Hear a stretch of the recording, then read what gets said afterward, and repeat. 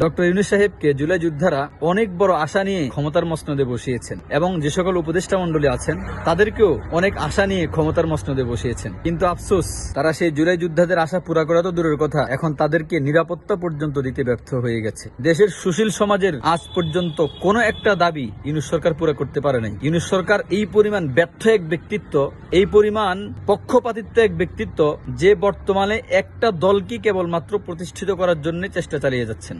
আইন শৃঙ্খলা বাহিনী থেকে নিয়ে সেনাবাহিনী পর্যন্ত সকলেই কেবলমাত্র এক দলের লোকদেরকে সাপোর্ট করে যাচ্ছেন। সেই দল কোন দল আপনারা ভালো জানেন।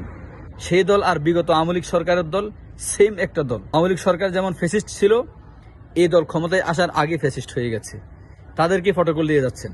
তাদের বিরুদ্ধে যারাই কথা বলবে তাদেরকে যেখানে সেখানে পাবে অকাতরে মারবে আর পিটিয়ে হত্যা করে ফেলবে। জনাব বিপিন নুরকে যেভাবে মারধর করা হয়েছে, মারধর দেখেই বোঝা যাচ্ছে এটা পরিকল্পিত হত্যার একটা অবকাঠামো।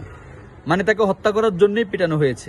সরকারি সেনাবাহিনী এবং আইন শৃঙ্খলা বাহিনী পর্যন্ত যেভাবে লাঠিচার্জ করছে, এটাই দেখে প্রমাণ হচ্ছে যে বিপিন নুরকে তারা হত্যা করার জন্য মাঠে এসেছে। বাংলাদেশের এই নোংরা রাজনীতি ভালো হবে কিভাবে?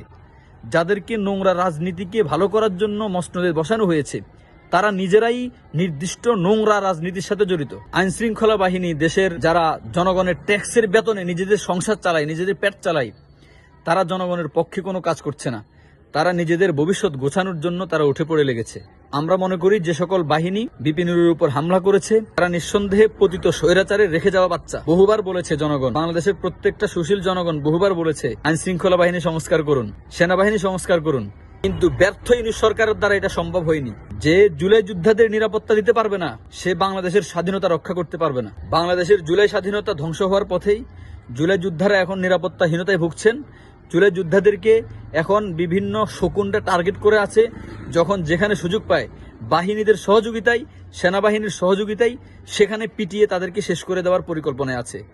যদি জুলাই যোদ্ধারা এবং তাওহিদি জনতা, বাংলাদেশের আপামর জনসাধারণ আবার যদি জেগে না ওঠেন, তাহলে অচিরেই জুলাই স্বাধীনতা ধ্বংস হয়ে যাবে।